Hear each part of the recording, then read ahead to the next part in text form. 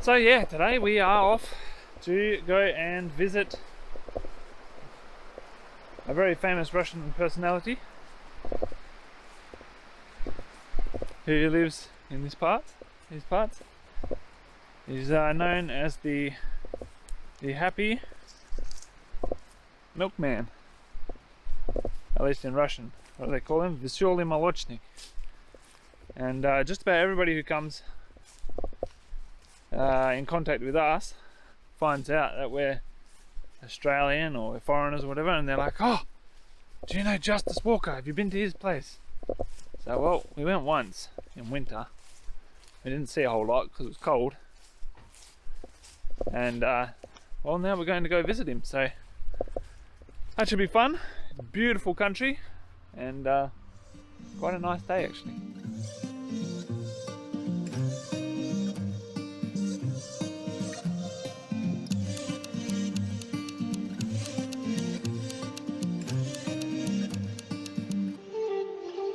Let's go and look into the other side. The other side. Hear that wind? It's absolutely gusty. Well, it's actually not gusty, it's pretty constant, really. Back when you could see the trees, you could see the wind a lot better. I think we've mentioned it before in our videos, but we really enjoy driving through the countryside, and here in Russia you get the added benefit of getting to see all the animals like crossing the road. All kinds of different ones, pigs, cows quite often actually. It really And we saw quite a few on this trip.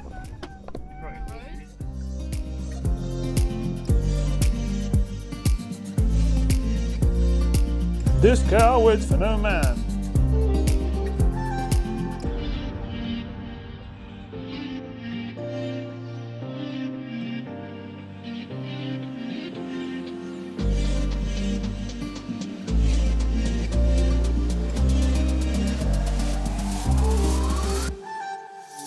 Hello, ladies.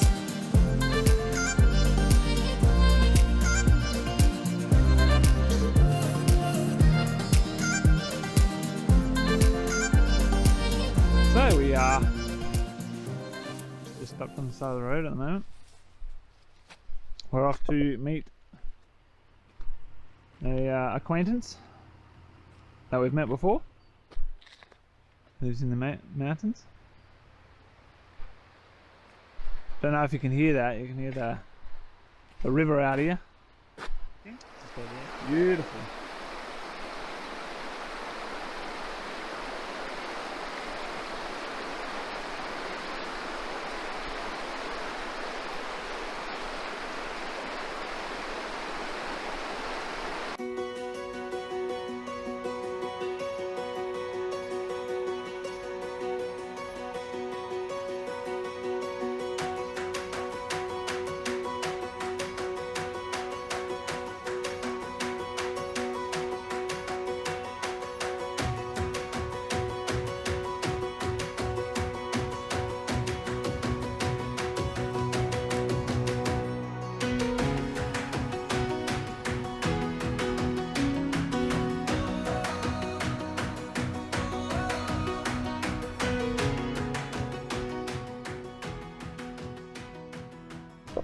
Well, we have reached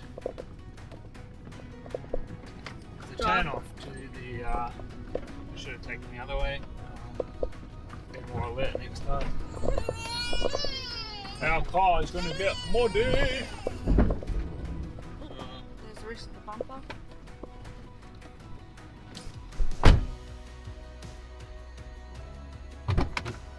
Not only do you have to put it in park, you also have to get in the driver's seat if you want to go anywhere. Yeah. I just learned how to drive yesterday.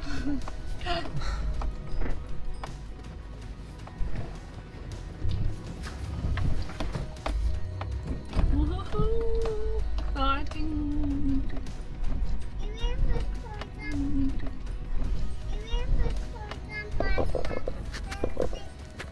So we finally made it to the Walker's place, and it was a muddy road in. Basically the road was as bad as he said it was going to be, and we should have listened to him because, yeah, we broke our bumper like within I don't know, a couple hundred meters going on the track. And yeah, pretty wild track. If you're gonna go, don't go in autumn when it's raining. And definitely get him to let you know what the condition is if you are gonna go, because we kind of thought we'd make it through and we didn't, okay? So if he says the track's bad, don't go. It's, yeah, not worth it. And we're coming up here to a point which is kind of burned in our memory because we spent so long here. And you'll find more about that, yeah, later on in the video.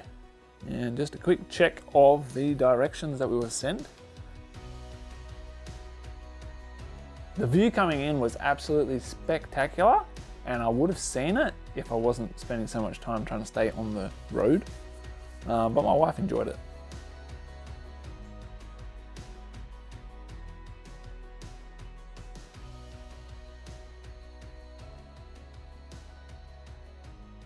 And there he is, the man himself, Justus Walker. The children were absolutely thrilled to see the horse and cart. It was a pretty cool experience, I must say. And their beautiful dog, Dakota, is an absolute gem, real gentle giant. We got there a little bit early, so he had to go on and do a few deliveries. And we headed off to Isn't she beautiful? meet the rest Look of how the big family. she is.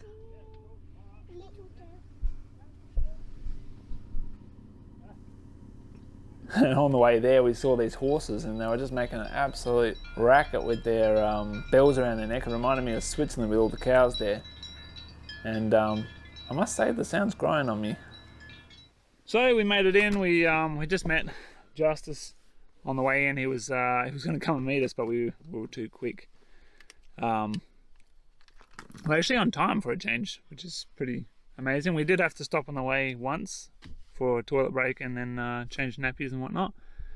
We didn't leave at the time we wanted to. We wanted to leave at about 7, but we left about 7:30, 7:45. So he came out and met us with the horse and the little cart. He was going to deliver some feed and then come back up with us, but we were a little bit quick, so he's going to go make his delivery and then come back. And yeah, it was a pretty muddy trail, but it's dried out a bit, you can tell.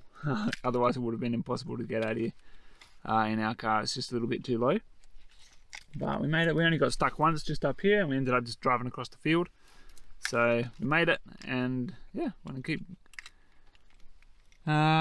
he'll be down here in a minute. We'll say hello to the rest of everybody and see what we can see. It's beautiful at the moment. Last time we came in winter it was just all white, which is also nice, but now you got the colour of autumn starting, and they've got a bit more fencing and stuff here as well. There's a bit more infrastructure here. It's pretty interesting, so we'll have a look around. Hopefully you guys enjoy as well. So we had a bit of tea and some cake, and then we headed out for our tour. The start of the tour took us out past the Sun Kitchen, which is obviously not getting used, being cold as it is.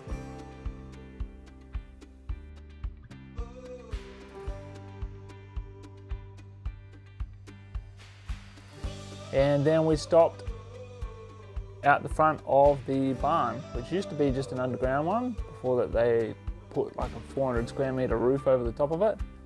And here he's explaining their water issues. It all puddles out the front of the door, so they've got a bit of earthworks and maybe build a roof out the front. The underground incline of the roof was too shallow. Yeah. The water would pool and rain inside it, and like in there melting, it'd be like mud rain falling on us. And it's terrible. But now it's actually pretty dry in there. It's good. We got the new roof on, but the only problem is this entryway. On both sides, there's kind of like a little sea, a lake. It's a big barn where they store all their tractors and work on cars and stuff. It's pretty amazing to think that they've got like all that, they'll drive a tractor in there and it's just sitting on logs.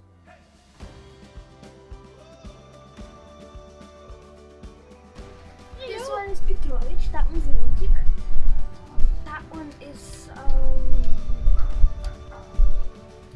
keep forgetting his name. Whatever. And the brown one is Nameless 1 and nameless 2. yeah.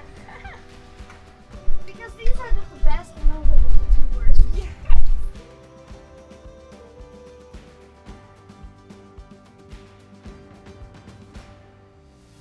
So here we're walking over to the tea house, which is becoming kind of the major part of their farming operation. One of the more hassle-free parts of the farm. We were able to put 1 ton of tea through this operation. Wow. And so next year we would like to get it up to like 1.5 tons. Like, a ton was like on the verge, like it was really, really a lot of work. But we only had 2 chambers working at that time. This center chamber used to be it was never, when the original was built, this was the heating chamber. It had a wood-fired stove in there. And so it was never a drying chamber, but then we went to propane because we just found that it was not worth it to mess with the wood. It's just easier to do the propane. And so right now we need to convert this chamber into where we have, have converted if we want to use it as a drying chamber. You can see right here, this side isn't even converted yet. We've only started converting this side. Oh, okay, And so then we'll have 3 full chambers. So with 3 full chambers working all the time, we should be able to do 1 ton or something like 1.5 tons pretty easily. But to do that, stuck at the top. But to do that, we need to have larger wilting chambers. We don't have enough space to spread it out to wilt. And we also need a larger place to store. So we've got behind the tea house, we've got poles up. We're trying to build another extension so that next year we can do tea. If you just sold the hay, if I didn't have the worker in the barn, whose main job was milking, if I didn't have the worker in the milk kitchen, minus those salaries, minus the cost of oats for maintaining the goats, all those expenses minus, and then sell the hay, the alternative reality is you made more money. One of the big things of farming or any kind of work that you might do is you have to constantly be working out, is it actually worth my while to keep doing this, or I've got other things that would be a better use of my time. And that's what we're discussing here. It's just future plans for the farm.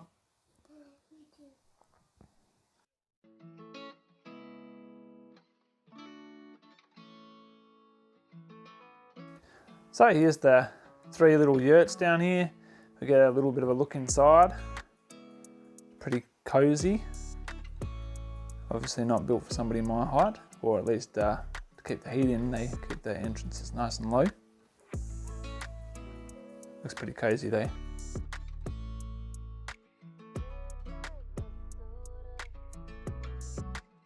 I don't know, 30, 40, 100 meters from here, 30, 40, now 80, 70 meters from here. We've got a little pond. So here we were hearing about how they get the power for their farm. And so for all you off-gridders, there's quite a few pretty interesting features of the Walker's farm and how they power and operate their whole farm off-grid. And a lot of it is done through hydro. They do have solar as well. And just the way he was explaining, it's a different mindset really. They have like peak load, not peak load, but like when they have peak power production, they have what they call opportunity loading. So they'll pump a lot of water around and different things like that are pretty energy intensive when they've got their most production. So when the sun's out and shining, they'll get an extra probably 3.5 kilowatts, 3 kilowatt hours. And so that's when they do a lot of their pumping. This is their little electrical house where they keep all their electrical equipment, batteries and inverters and whatnot. And down here we have their actual hydroelectric turbines. It's running off of a 200mm pipe from about, I can't remember how long he said it was, a couple 100 meters up the road. Up thing there, they've got about 10 meters of fall. And produces about 1.2 to 1.3 kilowatts at peak production. And that's as efficient as I can get with low water. Yep. But on a high water, I got 2 turbines, 2 injectors each. So with this much water coming through, you're getting about... Right now I'm getting about 850, 900 watts. Pick. Pika. Pika. And so I can heat with the heat that comes from this.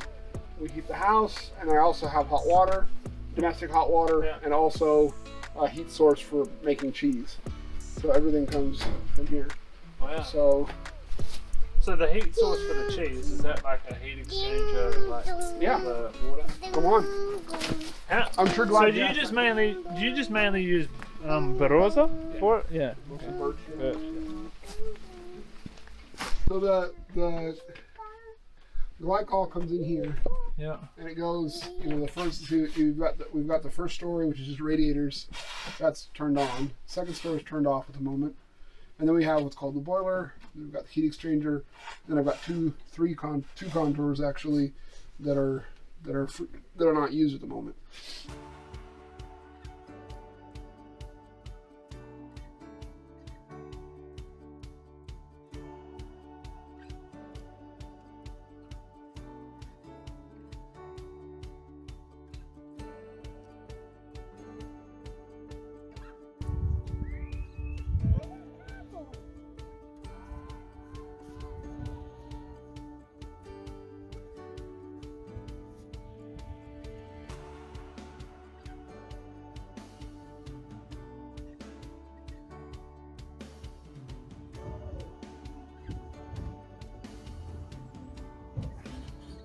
What a cool idea. See, they got this stick. They found a stick that's the right shape for them here. Look at that. How cool is that? It bends up and over, lets the goats walk in. Well, actually they're walking, looks like they're walking this way, around there. And they got these sticks that go up and over, allows the goats to walk under here. And then they can lower the thing so they can put the feed in there. Look at that. Pretty cool. You see the kittens? The little barn cats? Look at that. What a cute little cat.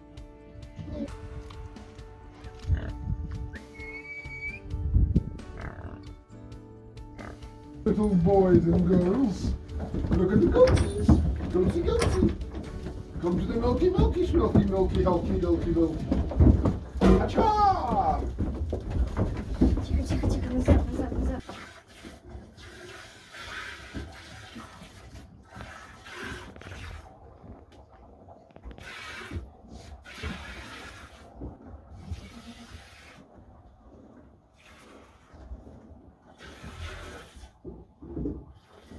We were going to leave, but we can't actually go anywhere because we are stuck. Well, we are going back inside now. We were trying to leave, but as you can see, instead of going backwards out of here where we're supposed to go and over the hill, we have rolled forwards because there is zero traction. It's been raining for the last probably hour or so. It's pretty cold, very slippery and wet, and basically this is as good as it's going to get out there. It will be even worse further out. So More tea.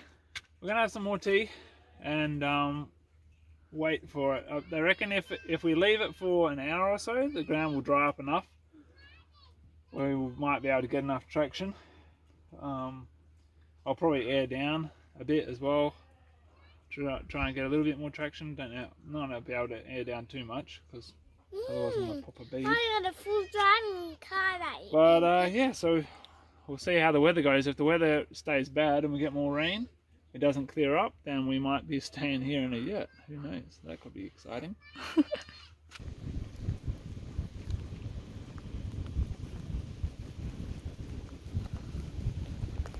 So we are here in the car, pitch black, on our way out from Justus's place, and we had, we first had to get the tractor to pull us out of our parking spot, which that was all good. Then we pulled out. We've made it most of the way down his driveway, but unfortunately we got stuck in a rut, hit the side of the rut, and poof! We had the tractor pull us out back there. All our phones were dead, so we weren't able to get that bit filmed. And then coming down this track, we fell in a rut and it popped the bead off the tyre, so we've got to get the spare out. But the problem is the ground's so soft I can't jack off of it, so I'm gonna try and put some branches under there and see if we can get some jack to pick the car up. I'll have to check to make sure I'm not going to be rolling as soon as I jack it up, so I'll have to check that too. Actually, I might have to go and get another branch or something to stick under the tyres, just stop it from sliding or something, because this ground's pretty unstable really. Oh yeah, the saga continues. Look what we got here.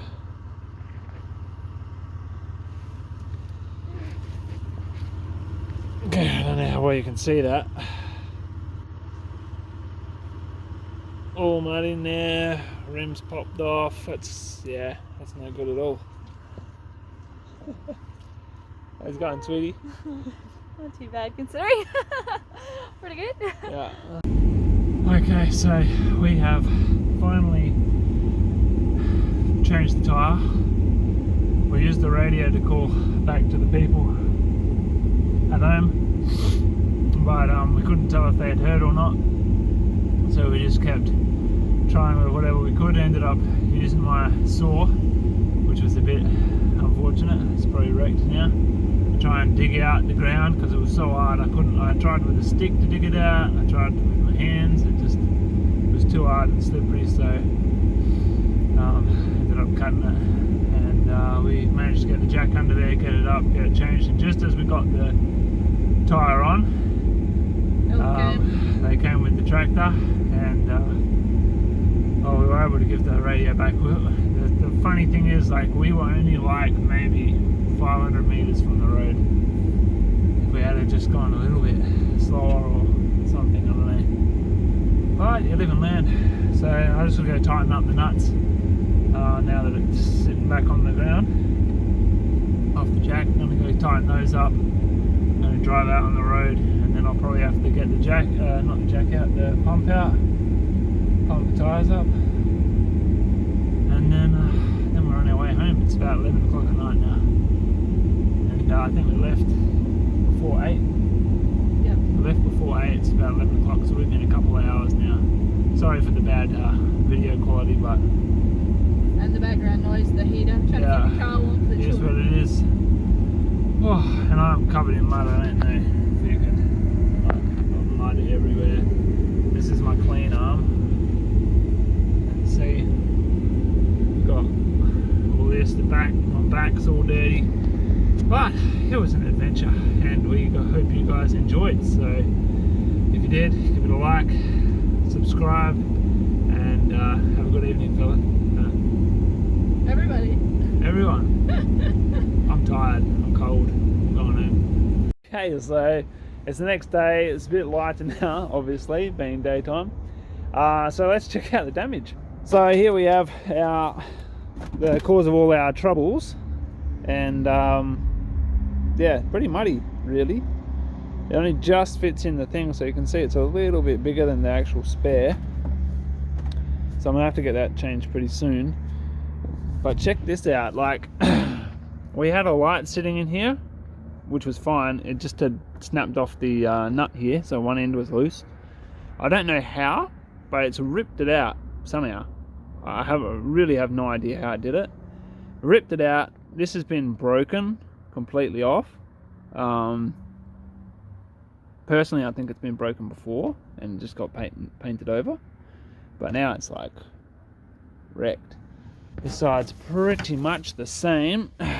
Bumper's completely ripped off there, broken through the light. This is all cracked out. Looks like it's actually had some damage before and they've just painted over it, so that's probably why it broke so easy. Well, the rest of it's looking pretty good. It's pretty muddy. This is just from my wife getting in and out of the car, and she was just holding the light. Look how much mud there is. And then for me, I had like mud all down my right shoulder, all down my right side. Mud, both arms are covered in mud, because I was like right under there trying to dig under the car so I could fit my jack in, because my jack is too big for under, like, you can imagine it's off the rim, it's sitting right down on the ground. I couldn't get my jack under there, because you have to jack it up off this member here or it just sags and you don't actually lift anything off the ground. So yeah, that was what happened last night. That's the damage. So now we're gonna have to clean everything up and fix it. I've got to fix my saw. No, not fix it, but I've got to clean it. And Yeah. That is what happens when you go out to Justus Walker's place in the rain. Там.